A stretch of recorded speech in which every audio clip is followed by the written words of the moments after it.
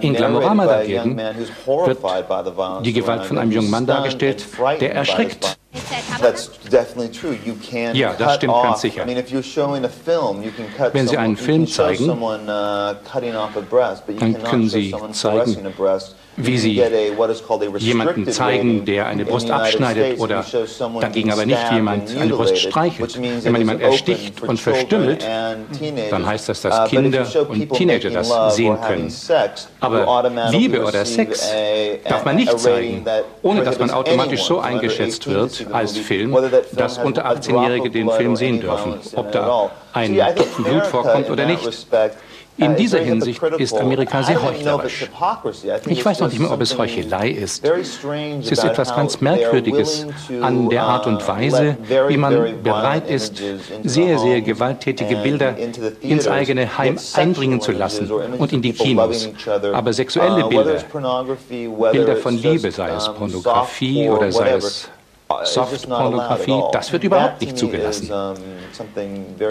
Das mutet mich doch sehr merkwürdig an und ich schäme mich dafür, dass ich Amerikaner bin, wenn ich in Europa bin jedenfalls. Es gibt immer wieder ein Schlüsselargument, das zur Verteidigung von Büchern wie American Psycho aufgewandt wird, das heißt, der Autor ist Moralist. Würden Sie selber sagen, Sie sind eher Moralist oder Satiriker oder sind Sie irgendwas aus beidem? Wenn man satirischer Autor ist man automatisch auch Moralist. Als Satiriker und Autor betrachtet man die gesamte Szenerie um sich herum und man reagiert auf die Hässlichkeit um einen herum. Man reagiert auf das Grauen, die Verzweiflung in der Gesellschaft und der Kultur und so wird man zum Schreiben gezwungen und dazu gezwungen, sich so auszudrücken. Sehr viel hängt auch von der eigenen Stimmung ab. Als ich American Psycho geschrieben habe, war ich sehr deprimiert, da war ich sehr düster gestimmt und war sehr zornig über weite Strecken. Und diese Verzweiflung ist eingedrungen ins Buch, hat es mit aufbauen helfen. Ich bin aber nicht besonders fasziniert von Gewalt. Ich habe kein besonderes Interesse an der Gewalt und an ihrer Erkundung. Wenn ich mir die 400, 500 Seiten von American Psycho oder Glamorama ansehe, dann gibt es da vielleicht 9 oder 10 Seiten mit extremer Gewalttätigkeit und alles andere widmet sich dem Hin und Her dieses Verrückten, der ganz versessen ist auf Status, auf Objekte, diese Yuppie-Obsession der entsprechenden Klamotten und im richtigen Restaurant essen zu gehen. Ein ganz typisches männliches Verhalten. Und es war nicht so sehr ein Buch über die Gewalt und das Umbringen von Menschen. Ich muss auch sagen, dass ich letztlich nicht glaube, dass American Psycho ein angemessenes Buch ist für Leute unterhalb einem bestimmten Alter. Ich glaube, man muss sehr, sehr, sehr reif sein als 15- oder 16-Jähriger, um dieses Buch zu lesen und verstehen zu können. Aber mit dem Index bin ich auch nicht einverstanden. Ich kann das nicht vereinbaren mit dem Gedanken, dass es dies gibt und dass es bedeutet, dass die Leute in einem Geschäft das Buch nicht kaufen können. Man muss es irgendwie bestellen oder man muss sich schämen, wenn man es bestellt irgendwo. Diese Vorstellung gefällt mir auch nicht besonders. Vielleicht kann man das irgendwie besser regeln, ich weiß nicht. Aber der Index ist keine besonders gute Idee. Der französische Philosoph Michel Foucault hat gesagt, die Zensur macht aus jeder Schrift eine kostbare Schrift. Also der Wert ihrer Schrift ist im Grunde sowohl durch die Zensur oder durch den Index erhöht worden, wie auch durch die Feministinnen, die gegen es geklagt haben. Das kann ich nicht leugnen. Das deprimiert mich und überrascht mich auch an Reaktionen auf American Psycho. Ich kann nicht abstreiten, dass diese Kontroverse und diese Berühmtheit, die das Buch so gewonnen hat, in gewisser Weise auch dem Absatz des Buches weitergeholfen hat. Und mein Verlag ist in gewisser Weise natürlich durchaus auch erfreut darüber. Gleichzeitig haben wir es mit einem Rechtsstreit zu tun, das Buch runterzubekommen vom Index. Das kostet viel Geld und das macht uns große gedankliche Mühe. Wir fragen uns, wie viele zusätzliche Exemplare verkauft werden könnten, wenn es generell verfügbar wäre und die Leute es einfach so kaufen könnten. Aber ich kann nicht leugnen, dass eine solche Kontroverse letztlich, sei es ein Film, eine Platte oder ein Buch, dem Profil eines solchen Objektes weiter verhilft. Und dass ein größeres Interesse besteht von Seiten der Leute, als wenn es nicht auf dem Index stünde und man sich nicht darüber beklagt hätte. Diese Berühmtheit, die man nun erlangt hat, ich als der üble, böse Bursche, der dieses böse Buch geschrieben hat, das ist das Schlechte daran. Das Komische daran ist aber auch, dass es keinen Artikel über Sie gibt, in dem nicht erstmal gelobt wird, dass Sie so gute Manieren haben. Das hat man von Günter Grass noch nie gesagt. Aber bei Ihnen erwartet jeder ein Monster, das auf den Boden rotzt oder so. Also irgendwie, Sie sind wirklich außerordentlich höflich und freundlich entgegenkommend zu uns gewesen. Das sei hier nochmal zu Protokoll gegeben. Was für ein freundlicher Gast. Aber trotzdem sei dazu gefragt. Jetzt wäre meine Mutter sehr, sehr glücklich. Und das würde ihr sehr gut gefallen. Trotzdem ist die Frage vielleicht naheliegend, wählen Sie die Stoffe oder werden Sie von den Stoffen gewählt? Well, I mean, as a writer, I guess what happens is, again, as I said before, wie vorhin schon gesagt, bin ich als Schriftsteller nicht besonders daran interessiert oder liebe nicht besonders es, Bücher zu schreiben. Ich bin innerlich irgendwie dazu gezwungen. Und jetzt geht auch wieder, ich sehe mich um, sehe, was mir nicht gefällt, was mir an meiner Generation nicht gefällt. Ich sehe in der Gesellschaft Dinge, die sehr, sehr negativ sind und vielleicht ans Tageslicht befördert werden müssen, in gewisser Weise. So arbeite ich im Grunde. So baue ich ein Buch auf. Ich kann das Romanleben vom persönlichen Leben trennen. Mein persönliches Leben ist eher langweilig. Ich habe zu tun mit Journalisten und Autoren und Lektoren. Das ist eine recht kleine Welt, wo die vielen Models und die Vampire und die Serienmörder und alle anderen, die ich beschrieben habe, nicht vorkommen. Das heißt nicht, dass wenn ich mich umsehe in der amerikanischen Gesellschaft, ich nicht dazu bewegt würde, darüber zu schreiben. Ich weiß nicht, warum ich Schriftsteller bin und nicht Filmemacher. Was ich mache, mache ich gerne im Rahmen eines Buches. Danke. Frau Monssen-Engberding, nun hat er selber den Index angesprochen und auch mit sehr deutlichen Worten. Sie sind nun verantwortlich für die Bundesprüfstelle. Sie sind letztlich dafür verantwortlich, dass American Psycho indiziert worden ist. Mit welcher Begründung? Also ich bin, das muss ich ganz klar feststellen, nicht alleine verantwortlich, sondern bei uns wird tätig ein ehrenamtlich tätiges 12er-Gremium. Und die Entscheidung ergeht mit 2/3 Mehrheit. Wenn also 2/3 der anwesenden Beisitzerinnen und Beisitzer für die Indizierung stimmt, dann ist das Buch auf dem Index. Wir haben bei diesem Buch, und ich muss es sagen, natürlich sehr, sehr lange, sehr, sehr intensiv diskutiert. Wir haben abgewogen, und das müssen wir in jeder Entscheidung zwischen Kunstschutz und Jugendschutz. Wir haben natürlich auch abgewogen, auf der einen Seite eben Jugendschutz und das Recht der Erwachsenen, was ja weiterhin bestehen bleibt, sich dieses Werk zu kaufen. Aber es darf nicht beworben werden. Nicht in der Öffentlichkeit beworben werden, intern ja, also einmal in der Handelspresse und natürlich vor Erwachsenen ja. Das ist also letztendlich eine Frage des Verbreitungsweges, der ja vorsieht, dass es für Erwachsene weiter zugänglich sein soll. Ich müsste trotzdem in Klammern dazu sagen, das kann das kommerzielle Aus für ein Buch bedeuten. Wie zum Beispiel, ich weiß, dass Axel Mattes vom Verlag Mattes und Seitz Apollinaires Weltliteraturschrift 11.000 Routen eingestampft hat, weil er wusste, nach der Indizierung wird das nicht mehr verkaufen können. Ich meine, das ist eine Frage letztendlich des Vertriebsweges des Buchhandels. Wir haben also im Videobereich haben wir sehr viel mehr Videokassetten in die Liste aufgenommen. Die werden in speziellen Läden verliehen, vertrieben, zu denen also nur Erwachsene Zutritt haben. Das geht dort also auch hervorragend. Ich denke mal, der Buchhandel wird natürlich so etwas kaum machen können. Das liegt auch schon daran, dass wir natürlich im Verhältnis sehr, sehr wenig Schriften in die Liste aufgenommen haben. Wie macht man denn eine Indizierung wieder rückgängig? Zunächst mal ist auch dieses... Rückwärtslesen. Das hieß nochmal lesen. Die Indizierungen sind also ein Verwaltungsakt und das Buch ist auch beim Verwaltungsgericht anhängig, beziehungsweise inzwischen beim Oberverwaltungsgericht, und die werden dann halt entscheiden, ob wir das in dem Fall richtig gemacht haben. Ich muss also ganz klar dazu sagen, wir haben bei dem Buch sehr, sehr lange diskutiert. Es ist ein absoluter Grenzfall gewesen. Nimmt man letztendlich die Storys, von der er ja auch zutreffend sagt, dass sie besonders hässlich sind, heraus, dann sind sie halt schon sehr, sehr, sehr, sehr grausam. Und andererseits muss man natürlich auch abwägen, wenn man so etwas dann nicht in die Liste aufnimmt, dann sagen natürlich andere Hersteller, ja, wenn ihr das nicht indiziert, warum denn dann uns? Und natürlich kommt dann auch hinzu, dass die besorgten Eltern sagen, ja, meine Güte, wofür ist die Prüfstelle eigentlich noch da, wenn sie doch nicht mal das als jugendgefährdend einstufen? Jetzt könnte man natürlich umgekehrt sagen, bei Bret Easten Ellis kommt in American Psycho eine Stelle vor, wo eine Ratte in eine Frau eingeführt wird und sich dort umtriebig macht. Eine sehr verwandte Stelle gibt es bei Marquis de Sade.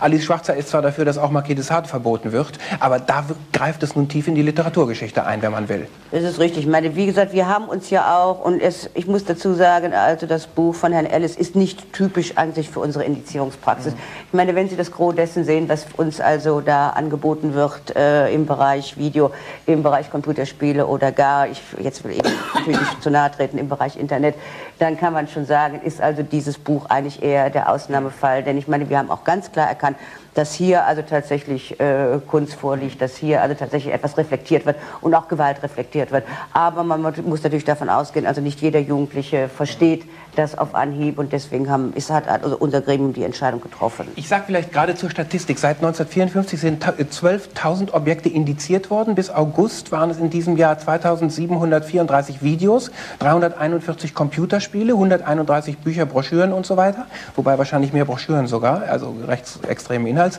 227 Schallplatten etc. und 229 Online-Angebote. Jetzt kann man sich ungefähr vorstellen, welches Volumen da eigentlich zur Debatte steht. Ihr Vorgänger Rudolf Steffen hat mal in einem Interview mit mir gesagt, als ich ihn nach der Pornografie-Definition fragte, Pornografie ist, wenn er steht, wenn er nicht steht, ist nicht Pornografie. Das habe ich mir immer gemerkt und seitdem bin ich weitestgehend pornografiefrei in meinem Leben. Aber trotzdem stellt sich die Frage, gibt es noch kompliziertere Kriterien? Also es war ein bisschen sehr verkürzt dargestellt. Von ihm, nicht von mir. Nein, ich wollte Ihnen auch mitnichten einen Vorwurf machen. Also die Pornografie ist eigentlich, die Definition der Rechtsprechung ist eigentlich folgende. Pornografisch ist ein Medium, wenn unter Ausklammerung aller sonstigen menschlichen Bezüge sexuelle Vorgänge in grob aufdringlicher Weise in den Vordergrund gerückt werden und dabei ausschließlich auf das lüsterne Interesse des Betrachters an sexuellen Dingen abgezielt wird. Und so kann man vielleicht verstehen, dass er das etwas kürzer formuliert hat. Die Bundesprüfstelle rappt. So viel ist jetzt sicher. Nein, sie stammt nicht von mir, sie stammt vom Bundesgerichtshof. Aber das war schön vorgetragen. Also in grob anstößiger Weise öffentlichkeitswirksam schweinisch gewesen, so ähnlich. Ja, so ähnlich. Also es muss halt, sag ich mal, Pornografie muss halt klar erkennbar sein, dass also wirklich keine weiteren Lebenszusammenhänge geschildert werden und dabei muss eben die Darstellungsweise eben auch noch in sehr grob anstößiger, also in sehr aufdringlicher Weise da sein. Also jetzt jemand, der sich seit 20 Jahren damit beschäftigt, der guckt auf den Bett und sagt Porno, ja oder nein, also kein Problem. Jetzt will ich Ihnen nicht zu nahe treten, aber wenn man unterstellt, dass Pornografie oder Gewaltdarstellung eine, sagen wir mal, eine bewusstseinsbildende Wirkung haben könnte, dann müsste mir in Ihnen eine tief verderbte Frau gegenüber sitzen. Denn Sie haben sich so viel mit diesem Dreck beschäftigt, dass er doch irgendwelche Spuren muss hinterlassen haben. Ja, also ich meine, nun geht ja die Wirkungsforschung immer davon aus, dass also bestimmte Medieninhalte auf Kinder und Jugendliche insbesondere wirken können, weil die natürlich in ihrem entsprechenden Reifungsprozess noch nicht so weit ausgebildet sind. Wir machen uns, und da haben Sie vollkommen recht, intern unter Jugendschützern unterhalten wir uns auch immer darüber, wie verkraftest du das eigentlich? Oder, hör mal, wir müssen doch eigentlich ganz furchtbare Menschen sein und wollen erschlagen wir nicht unseren Nachbarn ständig mit der Pfanne oder gehen mit der Kettensäge auf los, haben auch immer nicht parat. Das macht er schon selber. Ja. Speziell der Nachbar. Nein, also ich kann das, also, weiß ich, ja, heute nicht, hoffe ich. Nein, also die Frage ist wirklich schwer zu beantworten. Ich meine, wir behaupten natürlich immer, auf uns hätte das irgendwie keine Wirkung. Man muss allerdings dazu sagen, jeder hat so seine eigenen Verarbeitungsstrategien. Ich meine, wir sitzen manchmal eben auch vor dem Fernseher oder vor dem Videorekorder und sagen, aha, und versuchen das mit Satire und so weiter. Ich denke mal schon, dass man also in gewisser Weise ist man schon abgestumpft. Also wir sehen das ganz typisch, wenn wir in unseren Gremien neue ehrenamtlich tätige Beisitzerinnen und Beisitzer bekommen. Dann wird also wieder ein Video vorgeführt und dann sagen wir, ja, und dann, oh, das ist ja ganz furchtbar und so. Also ich denke mal, einen gewissen Abstumpfungsprozess, den macht man schon mit. Und ich denke mal auch, dass man also in bestimmten Situationen dann doch eine Satire aus Eigenschutz an den Tag legt, die nicht so von jedem gleich verstanden wird und die manchmal dann eben auch auf andere Leute so den Eindruck macht, meine Güte, was ist die verroht? Herr Seim, nun heißt es im Grundgesetz, eine Zensur findet nicht statt. Würden Sie den Satz unterschreiben, findet sie nicht statt? Eine Zensur findet nicht statt. Das sind ganz viele kleine Zensuren. Also es gibt tatsächlich normalerweise bis auf die freiwillige Selbstkontrolle der Filmwirtschaft, wo man Filme, bevor man sie ausstrahlen oder ins Kino bringen möchte, tatsächlich keine Behörde, dem man irgendwelche Bücher, Filme, Videos, Sonstiges vorlegen muss, um da so einen Stempel für zu kriegen, dass man den Film veröffentlichen darf. Aber die Juristen glauben sich natürlich ein wenig aus der Verantwortung raus, wenn sie sagen, nur die Vorzensur ist eine Zensur, die im Grundgesetz nicht stattfinden darf oder laut Grundgesetz nicht stattfinden darf, weil es gibt unendlich viele Methoden der Nachzensur, also von den Gesetzen über Institutionen, die eigentlich immer auf dem Sprung sind, eine Zensurbehörde zu werden, wenn ihnen Dinge unterkommen, die unliebsam sind. Also es soll ein Gesetzesentwurf sogar vorliegen, nachdem indizierte Filme nicht mehr ausgestrahlt werden dürfen. Ja, es gibt, also da müssten Sie vielleicht von Monssen-Engberding fragen, aber es gibt auch, also es wurde mal von Bayern in den 80er Jahren ein totales Vermietverbot für indizierte Filme angedacht. Das wurde dann aber wieder abschlägig behandelt, weil man sagte, wenn man die in abgegrenzten Videotheken zeigt, dann könnten die Jugendlichen ja keinen Zugriff haben, aber wenn die erstmal die Videothek verlassen haben, dann können Sie den großen Bruder ja fragen. Also es ist auch so eine etwas fragwürdige Geschichte. Können Sie denn als Zensurhistoriker sagen, dass es kunsthistorisch jemals wirklich Einfluss gehabt hat, dass Zensur versucht hat, eine künstlerische Ausdrucksform zu begrenzen, einzudämmen, zu unterdrücken, die auf die Weise sich nicht Bahn gebrochen hat? Oder ist sie letztlich für die Literaturgeschichte oder Filmgeschichte irrelevant? Ja, das ist natürlich eine schwierige Frage, weil wenn sie sich nicht Bahn gebrochen hat, dann kennen wir sie auch nicht. Ne? Wenn die Zensur so gut gewirkt hat, dass das tatsächlich unterdrückt wurde, dann ist sie auch nicht überliefert worden. Ne? Also es gibt schon ziemlich viele Beispiele, was weiß ich, von Michelangelos Sixtinischen Kapelle, wo der Bragatone Daniele della Volterra die Hosen übermalen musste über die anzüglichsten Stellen, bis hin zum Impressionismus, wo der Salon gesagt hat, das sind so schlechte Bilder, die können wir nicht ausstellen, die schmeißen wir von der Wand runter. Da haben wir halt einen eigenen Salon, also einen Anti-Gegensalon aufgemacht und die Bilder werden heute hoch geschätzt. Also das, was der Zeitgeist gegenüber bestimmten fragwürdigen Formen und Inhalten sagt, wird erst in der Geschichte entsprechend bewiesen werden, ob das stimmt oder nicht. Und der Index Romanus, also der katholischen Kirchen, ist ja auch schon seit 500 Jahren, ja, seit 400 Jahren aktiv gewesen und wurde 1966 abgeschafft. Und gleichwohl kann man nicht erkennen, dass die Freigabe der Bücher an die katholischen Gläubigen plötzlich zur absoluten Verrohung geführt hätte. Nun gibt es schöne Beispiele, wie zum Beispiel, dass Heiner Geißler mal dafür gesorgt hat, dass eine Episode aus Schweinchen Dick indiziert worden ist. Ja, indiziert nicht. Oder sie durfte nicht mehr ausgestrahlt werden. Wurde nicht mehr im Fernsehen gezeigt, ja, ja, wegen Jugendgefährdung. So. Schweinchen Dick. Ja, ja. Das ist für einen Amerikaner, wenn ein Schwein dick heißt, natürlich ohnehin eine Sauerei. Aber das war, glaube ich, nicht, das war bei Heiner Geißler, glaube ich, nicht gemeint, oder? Ja, unwahrscheinlich, nee, aber es gibt die Theorie, dass man sagt, gerade diese vergleichsweise harmlosen Zeichentrickserien verrohen die Kinder besonders, weil die Gewalt mit ihren Folgen nicht gezeigt wird. Also die standen immer wieder auf, die Comicfiguren, die fielen von hohen Bergen runter, fielen Steine drauf und denen machte das nichts. Und die Jugendschützer dachten sich wahrscheinlich, wenn die Kinder das nachmachen, also nach dem Motto, dem passierte im Film auch nichts, das mache ich auch mit Mami oder so, dann hätte das schon unangenehme Reaktionen hervorrufen können. Das wird bei den Gebrüdern Grimm auch mit Mami schon gemacht. Ja, ja, man sieht ja, wozu es geführt hat. Ne? Wir waren vorhin mal ganz kurz an dem Punkt zu sagen, die Zensur macht eine Schrift kostbarer. Wenn der Bayerische Rundfunk hingeht und Scheibenwischer nicht mehr ausstrahlt, wenn der Bayerische Rundfunk verbietet, dass Pink Floyds Lied We Don't Need No Education ausgestrahlt wird, dann muss man sagen, das sind die Letzten, die dran glauben, oder? Ich glaube nicht, dass die Hörer dieses Liedes sagen, wir brauchen keine Erziehung mehr, weil Pink Floyd das gesagt hat. Naja, also jemand, der zensiert, der misst natürlich dem Kunstwerk einen Wert oder eine Wirkung zu, die dem Regisseur oder dem Autor ziemlich, also er wäre froh, wenn sein Werk eine solche gesellschaftsprägende Funktion hätte, dass plötzlich alle das machen, was in dem Werk steht. Da könnte man dann irgendwie ganz andere Maßstäbe ansetzen. Ein Tatbestand und wo auch immer besondere Maßstäbe angelegt werden, das wäre der sogenannte Satirevorbehalt. Also nehmen wir mal die Titanic-Blätter, die zu dem Fall Engholm gemacht wurden. Also wir sehen plötzlich Herrn Engholm wieder in der Badewanne nach dem berühmten Sternfoto, das ohnehin schon umstritten war. Wie stellen Sie sich an der Stelle? Darf Satire? Das ist die langweiligste der Fragen, aber wie hat sich der Staat gestellt in dem Fall?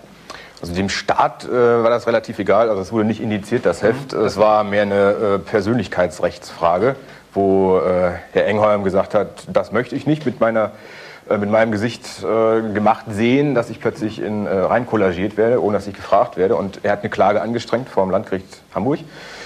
Der wurde auch stattgegeben, das Heft wurde verboten, also jede Weiterverbreitung wurde untersagt und Titanic musste ein Schmerzensgeld in Höhe von 40.000 deutschen Mark an das Satiremagazin bezahlen. Und hat gleich ein zweites Cover hinterhergelegt, das auch wieder in der Badewanne spielte? Genau, genau. Also nein, diese Engholms, sie lassen sich das Baden nicht verbieten. Ist natürlich dann nicht mehr indiziert oder dann nicht mehr verbotswürdig gewesen. Und Karl Kraus sagte mal, die Dinge werden zu Recht zensiert, die der Zensor als solche erkennt. Kann man natürlich sagen, ob das gut oder schlecht ist, weiß ich nicht. Aber die Rechtsprechung... Nicht untypisch war, dass unser geschmackvolles Publikum eben gelacht hat. Also Leute, die offensichtlich durch Lachen die Indizierung unterlaufen. Jetzt gibt es noch ein schönes Beispiel. Übel ist übrigens die kleine Ente genommen worden, die auf der Badewanne saß. Ne? Das war das Schlimmste. Ist nicht indiziert. Ich muss es informieren. Ja, nicht indiziert, Entschuldigung. Wir waren nie damit befasst mit dem Blatt. Nee, ist ja nicht jugendgefährdend. Das ist Engholm gefährdend gewesen. Aber nehmen wir noch ein anderes schönes Titanic-Beispiel. Das war nach der Werbekampagne Ich war eine Dose von der Weißblechindustrie. Haben sie einen blechernen Kruzifix abgedruckt und haben, da liegt er schon, und haben darunter geschrieben, ich war eine Dose. Und bezeichnenderweise hat sich darüber nicht die Kirche aufgeregt, sondern die Weißblechindustrie. Also irgendwie gibt es da noch mehr Ayatollahs offenbar als in der Kirche. Wie bewerten Sie den Fall? Ja, an sich hört sich das ganz lustig an, aber Titanic hat tatsächlich auch Ärger gekriegt, musste Geld bezahlen und hinterher wurde dieses Plakat halt eingestampft. Also das mit dem Indizieren und Verbieten, wo Sie gerade sagten, dass es teurer wird dadurch, ist natürlich insofern kostbarer schon, aber nicht für den Verlag, weil ich meine nicht im materiellen Sinne kostbar, sondern es wird seltener. Ne? Ja. Es wird zum einen gewinnt es dieses Ogu von Verbotenem, Verruchten.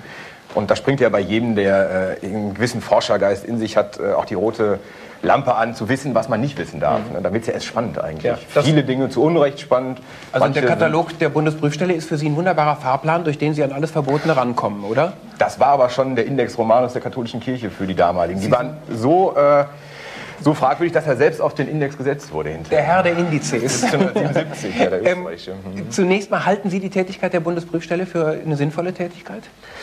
Oh, da kann ich jetzt, also eine einzige Antwort kann ich da nicht zu geben.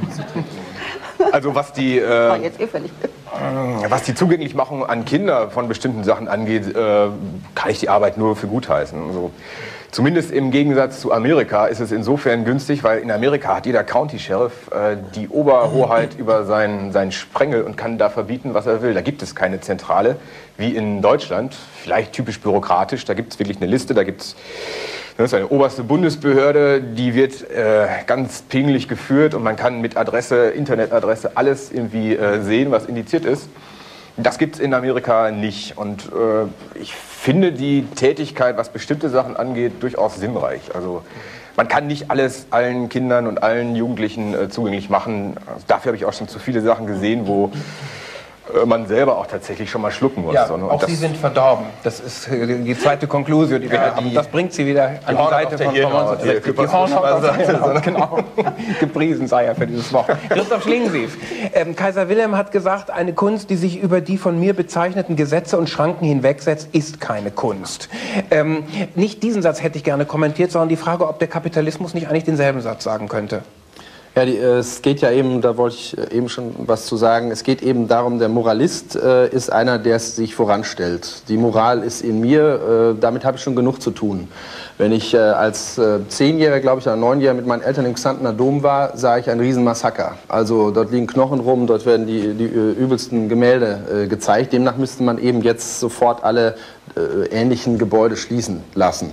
Ich glaube, es geht um eine Oberflächenbeschreibung. Das ändert sich auch gerade. Das sind also nichts gegen Ihren Berufsstand. Ich glaube aber, dass er in ein paar Jahren einfach sich eben automatisiert hat. Also erübrigt, meinst du? Erübrigt, ja. Es automatisiert sich. Da gibt es dann direkt den Gong, wenn so ein Bild kommt und dann weiß man jetzt hingucken oder weggucken. Da werden wir konditioniert. Ich glaube, die Oberflächensache ist, dass American Psycho beschreibt ja auch eigentlich permanent eine Oberfläche. Und plötzlich passiert es aber da drin. Und genau diese Splitter, diese kleinen Verletzungen in der Oberfläche sind im Moment, werden sehr stark bewacht. Und da sind die Methoden neue. Man versucht permanent eben Eingriff zu nehmen, indem man sich immer auf so einen Konsens begibt, oder indem man dann eben sagt, ja, ich habe aber gehört, dass mein Redakteur nebenan das nicht machen will. Dann kann man sich selber wieder aus der Affäre ziehen. Also ich rede jetzt vielleicht ein bisschen sehr durcheinander oder so, verklausuliert, aber ich glaube einfach, das wirkliche Ausbrechen dieser Gewalt, das wirkliche Ausbrechen ist ist auch die permanente Angst der Menschen davor, dass man zugeben muss, dass man damit selber schon zu tun hatte oder dass es selber in einem drin ist. Ich will trotzdem meine Frage nochmal wiederholen. Ich meine eigentlich, einen Zensurmechanismus haben wir nicht besprochen bisher. Das ist der sich über Angebot und Nachfrage regelt. Das heißt, man kann sagen, Minderheitengesinnungen, etwa wie deine, die werden in dem Augenblick, wo sie keinen Markt mehr finden, einfach durch die Marktwirtschaft obsolet. Sie erscheinen nicht mehr. Insofern braucht der Staat an bestimmten Stellen gar keine Zensur. Sie kann auch deshalb als zensurfreier Staat, kann er ruhig im Gesetzbuch stehen. Er regelt das über Angebot und Nachfrage. Und ist das nicht etwas, wovon du langfristig, wenn du die Öffentlichkeit nicht hättest, die du hast, selber ereilt wirst, dass deine Artikulationsformen keine Öffentlichkeit mehr finden? Ja, ich kenne ja auch ganz viele Leute, denen es so geht. Also ich habe das Glück, dass ich ab und zu vor eine Kamera kommen kann und kann darüber berichten, was man gerade macht. Oder jetzt auch die Deutschlandsuche, die wir gerade machen, ist verblüffend, dass die Leute angstvoll reagieren, weil man was sucht. Was suchen Sie denn hier? Dann sage ich, ja, Deutschland. Ja, was soll der Quatsch? Wo soll denn das sein, Deutschland? Sag ich, ja, das frage ich ja auch. Wo ist denn das eigentlich? Wo ist denn das geblieben? Ne? Und in dem Kapitalbegriff, der eben dann sagt, wir holen den Ring aus dem Rhein, um eben das Kapital zu retten, da sind wir im Moment eben bester Dinge, dieses Deutschland komplett im Rhein zu versenken. Also wir haben auch auf der politischen Ebene immer eine Ebene, Joschka Fischer nur als Beispiel, der dann eben sagt, wir haben jetzt Frieden im Kosovo. Also diese Idee hätte ich auch unter der Dusche auch haben können. Die hätte jeder von uns gehabt. Diesen Friedensplan, wir stellen Klapptische in den Wald und die Utschika legt die Gewehre da drauf. Das ist eine tolle Idee, aber die Tische fehlen halt oder es denkt keiner dran, in den Wald zu gehen. Dass es eben keinen Frieden gibt, dass dieses Thema immer ausgespart wird, das ist eben das, wo dieses Kapitalprojekt eben Familie ersetzt durch Fusion oder Familie durch Globalisierung ersetzt. Also wo immer alles weggesogen wird, was eigentlich konkreten Menschen auszeichnet. Das kann auch Körpergeruch sein, das kann eben auch so eine böse Seele, ein Inneres sein, was eben keiner mal abstreiten sollte, auch kein Politiker. Und daran scheitert auch vielleicht in Deutschland gerade die Politik, weil sie eben ihre Verwundbarkeit, denn das ist ja eine Wunde, die da auch in einem haust, nicht aussprechen kann oder damit nicht umgehen kann. Da bin ich dann wieder bei der Deutschlandsuche und dem Wagner und dem Siegfried. Der war unbesiegbar, weil er wusste, dass er verwundbar ist. Nicht? Nun werden sich viele Inder... Schön Dialektik, nee, aber ich folge dem, wie ich einem Stück Musik folgen würde. Nun haben die Leute einen Generalschlüssel gefunden, mit dem sie sich dir meistens nähern, das ist über die Kategorie des Schocks. Sie sind schockiert und sie rufen jemanden an und sie beschweren sich. Ist das eigentlich eine Kategorie, die für dich selber noch eine Rolle spielt, dieser Schock? Kann man den fruchtbar machen oder hat er sich erübrigt? Nein, das ist eben auch eine Methode der Oberfläche im Moment immer. Das ist auch ganz leicht. Ich kündige an, heute Abend kommt Schlingensief und der wird Hildegard Knef die Perücke vom Kopf reißen, der wird den Eichel anspucken und was weiß ich, Roger Willemsen nachher vom Stuhl kippen, sowas. Ja, und dann kommen alle, setzen sich hin und ich sitze hier und will einfach auch nur mal davon reden, dass ich auch sagen wir mal, noch keinen umgebracht habe, ja? Aber schon oft dran gedacht habe. Ja, das ist dann eine riesen Enttäuschung und der Mechanismus gibt einfach bekannt, ja, Flop war wohl nicht, ne? Hat wieder nicht geklappt. Also es klappt aber natürlich so, im Moment habe ich sogar eher dieses Gefühl, ich schieße gerne in die Luft. Also ich sage Eventkurve hier oben und dann hier noch ein Mord unten im Boden. Und da drin ist aber so ein Gedanke, der zieht sich auch durch alle Arbeiten, die ich bisher gemacht habe oder die ich auch mit den Leuten zusammen mache. Und das heißt eigentlich überleben wollen. Und möglichst so, dass man am Ende, wenn man dann, und diese Auszeichnung haben wir alle über dem Bett hängen, dass wir hier geboren sind, dass wir wohl, wie es aussieht im Moment, die Einzigen sind, die auf der Erde sind, also ein Leben erzeugt haben. Bis jetzt kenne ich keinen Wissenschaftler, der das Gegenteil beweisen kann. Diese Auszeichnung habe ich über Bett und die fordert mich auch jeden Tag wieder auf, eigentlich dieses Leben beim Wort zu nehmen und ob ich will oder nicht, da zumindest etwas zu finden, was mich spüren lässt. Und dann mache ich irgendwann die Augen zu und dann habe ich auch wenigstens was gespürt. Wenn ich nachher nur Aktienberge habe und alles war sauber, wir müssen unser Körbchen sauber halten, das wäre, glaube ich, dann für mich sehr erniedrigend. Also dann nachher wieder in das Universum zurück mit diesen Erkenntnissen ist zu wenig. Nehmen wir mal ein paar der... Nur wenige der letzten Aktionen, zum Beispiel, du bringst auf die Bühne Horst Mahler zusammen mit dem Mann, der in Israel das Grab von Ignaz Bubis geschändet hat. Was ist der Sinn? Kann man das erklären? Ja, das ist eben auch wieder das Ding, die Pädagogik siegt. Also Theater heute hat ja diesen Slogan, wir beschreiben das, was bleibt. Ja? Demnach ist Theater schon lange am Ende, aber das ist... an so einem Ort wie dem Schauspielhaus Hamburg, ein sehr interessanter Ort, wo auch Herr Baumbauer natürlich im Vorfeld gleich sagt, ich lasse den Eisernen runter. Also die Zensur des Intendanten ist, ich lasse gleich den Eisernen runter. Wenn es mir zu arg wird, jetzt hat er nicht runtergelassen, jetzt hat er den Zentralrat der Juden am Schlawittchen, die also sagen, wieso ist er nicht runtergefahren? Nicht? Wir haben am Anfang gleich auch eine Fernsehsituation gehabt und eine Bühnensituation. Also die Leute im Zuschauerraum sahen alles nur als Videobild. Und sie gingen aber nicht hin und haben jetzt Mahler zum Beispiel also um die Ecke rum, um den Vorhang und um ihn direkt anzusprechen, sie haben immer nur geschrieben, mach den Lappen rauf. Mach den Lappen rauf. Also sie wollten live sehen, wie er sagt, Türken raus. In dem Moment hätte ich als Moderator moderieren können und genau da glaube ich auch, der Moderator ist auch eine Form von Zensur. Also man kann es dann auch wieder rund machen. Ich könnte dann sagen, ja, der Horst Mahler ist ja nun mittlerweile schon in die Jahre gekommen, Türken raus und Quatsch wird, das reicht mit mir nicht. Alter Oberförster, geh zurück in deinen Wald und lass die Weltesche stehen, Schnauze halten. Dann wäre es abmoderiert gewesen, hätte man gesagt, toll, Mensch, hast aber eine schöne Sendung hingelegt, prima und wir sind alle anständig. Aber dass die Sprachlosigkeit ausbricht und das ist im Moment in Deutschland, vielleicht auch in Amerika oder überhaupt in Europa eine Ziellosigkeit und Orientierungslosigkeit, die sich in Sprachlosigkeit ausdrückt, die aber dabei extrem viele Zustände erzeugt, die die Sprache eben nicht in dem strukturellen Bereich hier von Ellis, aber in unserem Sprachbereich immer als Schutzwall aufbaut. Ihre ganzen Dossiers, was geht, was nicht geht, das Archivieren. Jede Erklärung der Aktion auch. Wenn ich jetzt frage, warum in die Fußgängerzone, was war es, Regensburg zu fahren und eben mit Hakenkreuz auf dem Auto und mit Parolen, die als rechtsextrem verstanden werden. Es war kein Hakenkreuz auf dem Auto, es war auch keine Parole, befreit Regensburg, wenn man das schon als nationalsozialistisch ansieht. Eben, also Regensburg ist ziemlich im Eimer und das hat unser Veranstalter auch gezeigt. Der ist jetzt in der Herzklinik. Also man muss da helfen. Wir haben eher gerufen, wir wollen helfen. Ja, helfen, helfen, helfen. Sie wollen ja auch helfen. Aber ich glaube, man kann helfen eher schaffen, wenn man einfach sich gemeinsam darauf einlässt, auf den Schlamassel und dann eben tatsächlich auch zugibt, dass man als Kind mal mit Scheiße Formen gebaut hat und war ganz stolz. Und jetzt allerletztes Beispiel, Deutsche Bank hatte ursprünglich eine Aktion gesponsert, bei der du den Kapitalismus neuerdings definieren solltest oder ihn menschlich definieren solltest oder wie immer du ihn definieren solltest. Jedenfalls, es endete damit, dass du 100-Markscheine von der Reichstagskuppel schmeißen wolltest und dann hat Frau Seebacher-Brandt, die dafür verantwortlich war, doch gesagt, das dann nun doch nicht. Ja, Brigitte Seebacher-Kopperbrand, also die 100.000 Mark vom Kupferbrand, genau. Ja. Also das 100.000 Mark, das war ein Slogan auch von Krates, also griechisches Altertum, sag ich mal. Und da hieß es, schmeißt das Geld weg und retten Sie die Marktwirtschaft. Das ist ein Managementvorschlag, Tom Peters, der eben auch sagt, man muss sich eben von diesem letzten Götzen vielleicht befreien. In dem neuen Star Trek, der 180 Folgen, wird ja auch schon eine neue Gesellschaft geschildert, die ohne Geld klarkommt. Wie das geht, weiß ich nicht, bin auch nicht so gespannt drauf. Aber diese Ebene, dass man das Geld wegwirft, dass gerade die Deutsche Bank sich das mal leistet. Also dass die sagt, wir haben 135 Millionen Mark einem Vorstandsvorsitzenden gegeben, damit er nicht mehr im Vorstand ist als Ablöse. Das können wir uns leisten, aber 100.000, da wären wir wahnsinnig. Das geht nicht. Und ich habe Tietmeyer getroffen, jetzt auch vor 2 Wochen, ein super angenehmes Gespräch geführt. Und da sagt er, das geht eben nicht, weil das ist ein Bild für Inflation, dann bricht unsere Gesellschaft zusammen. Also wir haben immer ein Ordnungsprinzip, ich weiß gar nicht, bei Tietmeyer verstehe ich es noch, weil er so lange in dem Beruf ist, bei Ihnen verstehe ich das auch noch, aber bei allen anderen Menschen eigentlich nicht mehr, weil Kleinaktionäre, die werden doch verarscht von vorn bis hinten, die haben Bank 24, können sie 18 Mark 24 Stunden um die Uhr von links nach rechts aufs Konto verschieben, immer weiter und so weiter, aber es wird auch nicht mehr und sie sind die Ersten, die verheizt werden. Dieser Herr Tietmeyer, den habe ich am Ende gefragt, sagen Sie, glauben Sie, dass Sie der Gralswächter des Nibelungen sind? Ja. Und dann hat er gestrahlt und sagte, ja, das wäre was.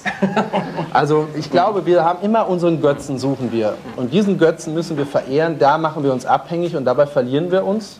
Und wenn wir uns dann noch anderen voranstellen, wird es eine echte Katastrophe. Herr Schmidt, Sie haben erst ganz am Anfang eigentlich schon Wesentliches zu dem Problemkomplex gesagt. Wenn Christoph Schlingensief, wie es hieß, auf seiner Website ein Hakenkreuz hätte, dann würden Sie davon gar keine Kenntnis nehmen. Sie würden sich dafür nicht interessieren. Nein. Das war wieder die Rolle des Moderators, der an der Stelle einfach sagt, würden wir nicht. Allerdings würden wir natürlich sofort veröffentlichen, wenn er doch in der Tat seine 100-Mark-Scheine vom Reichstagsgebäude schmeißt. Insofern sollte er uns rechtzeitig Bescheid sagen. Ich glaube, die ganze Debatte geht natürlich im Kern immer darum, und das sehen wir ja, dass sich alles noch in nationalen Grenzen abspielt. Es geht immer darum, dass die Bundesprüfstelle eingreifen kann. Es geht darum, dass einzelne Politiker Forderungen stellen können. Und das ist ein Zustand der Vergangenheit. Ich glaube, viele haben noch überhaupt gar nicht realisiert, dass wir längst über diese Phase der nationalen Grenzen hinweg sind, ein wirklich globales, weltumspannendes Medium mit dem Internet haben. Und ich bin sicher, dass sein Buch American Psycho problemlos auch von Kindern über elektronische Buchversender, Amazon, BOL aus Amerika bestellt werden kann und es ist innerhalb von 24 Stunden hier. Das zeigt sich ja auch darin, dass zum Beispiel Schlingensief seine Website, wenn sie hier geschlossen würde, in Kanada bei einem Server anmelden kann und dann kann man sie von hier aus auch wieder kriegen. Ne? So, und man sollte nur eines nicht tun und das ist die Gefahr und das ist insbesondere eine Gefahr, die wir bei uns in Deutschland haben. weil ich führe die Diskussion ja auch in anderen europäischen Ländern, ich kenne die Diskussion auch in den Vereinigten Staaten. Wir haben die Eigenschaft, uns immer darauf zu konzentrieren, welche Nachteile, welche Probleme, welche Bedenken man, insbesondere wenn es um neue Technologien geht, haben kann. Wir konzentrieren uns weniger auf die Vorteile, die es bringt. Also die Tatsache, dass er auch indizierte Inhalte veröffentlichen kann, im Zweifel weltweit, dass er vielleicht in Zukunft keinen Verleger mehr braucht, dass Herr Schlingensief, wenn er ein neues Theaterstück geschrieben hat oder ein Drehbuch, das weltweit anbieten kann, um zu finden, wie seine potenziellen Konsumenten darauf zu reagieren. Oder das ist alles, oder wie schlecht. Das, ja, das sind die Vorteile. Das sind die Vorteile dieser Demokratisierung von Kultur, auf der einen Seite von Information und auf der anderen Seite entzieht es sich einfach jeder staatlichen Kontrolle. Damit müssen wir leben. Bertelsmann, nee, Moment. Sie haben kein Mikrofon, deshalb sind Sie nicht hörbar, deshalb ist es unerfreulich. Also da ist hohe Erregung, die vielleicht auch sich darin schon spiegelt, dass in Deutschland, glaube ich, 75% aller Einwohner für eine stärkere Kontrolle des Internets sind. Erste Frage wäre, ist es möglich? Filtersysteme, Suchmaschinen? Also die Industrie arbeitet natürlich dran, die Online-Dienste arbeiten daran in zweierlei Hinsicht. Zum einen haben wir eine Selbstinitiative gegründet, um insbesondere auch der Politik und staatliche Regulierung in einzelnen Ländern zuvorzukommen. Alle führenden Internet-Service-Provider, das ist AOL, das ist T-Online, das ist Microsoft auf der europäischen Ebene und haben eine Internet Content Rating Association gegründet. Worum geht es dabei? Relativ einfach. Die führenden Webanbieter sagen natürlich, wir wollen uns in den Ländern, in denen wir operieren, natürlich an die Gesetze halten. Ganz klar, keine Frage. Also werden Inhalte von dieser Internet Content Rating Association mit kleinen Textmarks versehen und über ein Filtersystem, was entwickelt wird, weltweit, in Zusammenarbeit auch mit unseren amerikanischen Partnern, können dann für den Jugendschutz, zum Beispiel Eltern, einstellen, ich möchte nicht, wenn mein Kind online ist, dass sie bestimmte Inhalte oder er bestimmte Inhalte sehen kann. Und ich kann als Vater von 3 Kindern auch nur sagen, das ist durchaus absolut angebracht. AOL hat da ähnliche Kindersicherung auch längst eingebaut. Aber die Frage ist, wer ist verantwortlich? Und das ist genau... Die Kindersicherungen sind sicher und damit kann man ausschließen, dass man bestimmte Adressen sperren kann, dass man in bestimmte Chaträume nicht gehen kann und so weiter. Das ist relativ sicher inzwischen. Und, relativ kann man auch sicher heißt immer noch, es gibt 90% aller Delikte beziehen sich auf Kinderpornografie. Man muss nun mal böserweise sagen, Sie verdienen ja auch damit. Sie verdienen selbst... Nein. Sie verdienen nicht daran, dass Leute sich Kinderpornografie reinladen oder wir runterladen? Sehen Sie, wir führen eine Diskussion, an die möchte ich mal erinnern, als die Autos erfunden wurden und die ersten Banküberfälle mit Autos gemacht wurden, gab es Forderungen in Europa, auch in Amerika, Autos müssen verboten werden. Damit werden ja Straftaten begangen. Was Sie jetzt sagen ist, Datenautobahn, weltweiter Kommunikationsaustausch muss verboten werden, weil darüber natürlich auch kriminelle Inhalte verbreitet werden. Das wäre dämlich. Eins ist völlig klar, wo immer Menschen beieinander sind, wo immer Menschen miteinander kommunizieren, werden natürlich auch kriminelle Straftaten, verbotene Angebote und so weiter unterbreitet. So sind nun mal die Menschen, das können wir leider nicht ausschließen. Wir können nur auf unserer Seite, und das tun wir, einen bestimmten Schutz drüberlegen, insbesondere dann, wenn es um Jugendschutz geht. Aber, und das möchte ich nochmal betonen, wir sind nicht die Strafverfolgungsbehörde oder der verlängerte Arm des Staates. Ich will auch eigentlich wissen, was passiert. Jeder hinterlässt ja eine Datenspur. Ist die nicht verfolgbar? Und wer verfolgt die, wenn es eine ist, die zur Kinderpornografie führt? Also die Datenspuren, wenn sie denn vorhanden sind und wenn sie, ich sag mal, die ganz cleveren Kriminellen, die sind auch inzwischen in der Lage, ihre Datenspuren zu verschlüsseln. Ich will Ihnen mal ein Beispiel geben, was relativ lebensnah ist, was sich hier vorstellen kann. Nehmen wir das Handy. Das Handy konnte relativ lange nicht abgehört werden. Inzwischen wurden die Handybetreiber zum Beispiel in Deutschland verpflichtet, dass sie ihre Netze zugänglich machen. Was machen Kriminelle? Habe ich gerade von einem Beamten des Bundesinnenministeriums erfahren. Die kaufen sich eine Handykarte in Italien und telefonieren damit in Deutschland. Thema durch. Das heißt, Kriminelle finden immer Wege vorbei an Kontrollen. Insofern entziehen sie sich in der Regel auch diesen. Datenspuren bestehen natürlich und Experten des Bundeskriminalamtes oder andere Behörden können natürlich diese Datenspuren auch verfolgen. Allerdings in der Regel enden sie eben nicht im Geltungsbereich des deutschen Strafgesetzbuches, sondern sie enden in Russland oder in der Karibik oder in Asien irgendwo und dann tätig zu werden und zu sagen, ja, jetzt wollen wir mal das deutsche Strafgesetzbuch oder die Indizierung dort durchsetzen. Das ist das eigentliche Problem, mit dem man sich auseinandersetzen muss. Und das geht nur dadurch, dass man internationale Regeln und Konventionen schafft, auf denen man sich auf staatlicher Ebene auch entsprechend zusammenschließt. Die es nicht gibt und solange nicht gibt, richtig. Man mehr oder weniger auf freie Selbstkontrolle. Solange müssen wir auf Selbstkontrolle setzen, weil das der erste und sinnvollste Schritt ist dabei. Wobei, nochmal, das ist keine Zensur, sondern wir wollen einfach nur unser Verantwortungsbewusstsein mit dieser neuen Technologie, mit dem Internet beweisen. Nun ist gerade in München der frühere Chef des Internetproviders CompuServe, Mai 98 war es, verurteilt worden, weil er über seine Computer Kinderpornografie verfügbar gemacht hat. Sind Sie nicht genauso gefährdet oder ist das eine naive Frage? CompuServe gehört ja mit zur AL, das ist einer unserer Online-Dienste. Insofern bin ich davon auch betroffen. Es gibt jetzt die Wiederaufnahme des Verfahrens. Hier hat sich ein bayerischer Amtsrichter auf den Standpunkt gestellt, weil der Online-Dienst sozusagen den Zugang zum Internet ermöglicht, ist er auch verantwortlich für alle Inhalte, die im Internet sind. Das ist einfach aus meiner Sicht völlig unfassbar, weil da draußen sind Milliarden von Webseiten inzwischen und davon ist ein bestimmter Prozentsatz natürlich jugendgefährdet, kriminell und ähnliches. Also müsste man das Internet zusperren, würde man der Philosophie des Bayerischen Amtsgerichts dort folgen. Ich bin sicher, dass in der zweiten Instanz dieses Urteil, was ja weltweit Aufsehen erregt hat, zurückgenommen wird und es ist so bayerischer Amtsschimmel, so wie ich es mir auch immer vorgestellt habe. Das heißt aber im Grunde auch, dass wenn wir hier über die Bundesprüfstelle reden, Sie eigentlich sagen, was für eine liebenswürdig altmodische Institution. Denn die hat sich im Sinne der Globalisierung und der Datennetze eigentlich auch erübrigt. Nein, ich würde nicht sagen, dass sie sich übrig hat. Sie kann natürlich im Geltungsbereich hier in Deutschland natürlich etwas bewegen und sie tut es ja auch. Da können wir dann darüber diskutieren, ob es okay ist oder nicht. Aber sie kann eben nicht über die Grenzen von Deutschland hinaus tätig werden. Und da ist genau, kommen wir zu dem globalen Medium, kommen wir zum Internet. Der weltweite Datenaustausch ist nicht zu kontrollieren. Er kann nur durch gesellschaftliche Konventionen auf bestimmte Normen festgelegt werden.